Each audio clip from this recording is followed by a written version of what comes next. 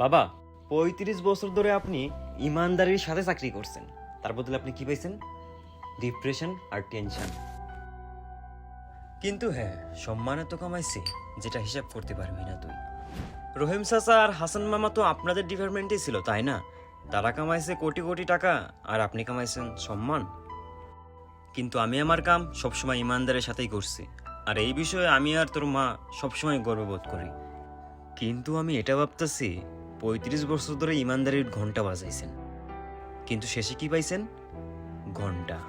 আচ্ছা বাদ দে, আমার গাড়িটা সার্ভিস করায় নিয়ে যা, ধুলা পড়ে গেছে অনেক। ভাই, গাড়ি সার্ভিসের জন্য দিছিলাম, ওইটা কত হয়েছে? ওই সব মিলে 880 হয়েছে। 880 টাকা দেন।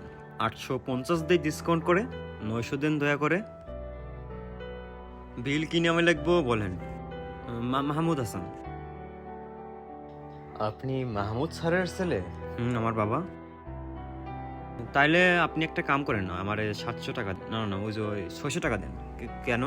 আরে আপনার বাবা আমাদের অনেক উপকার করছে, অনেক উপকার, তো তার থেকে কিভাবে লাভ করতে পারি বলেন?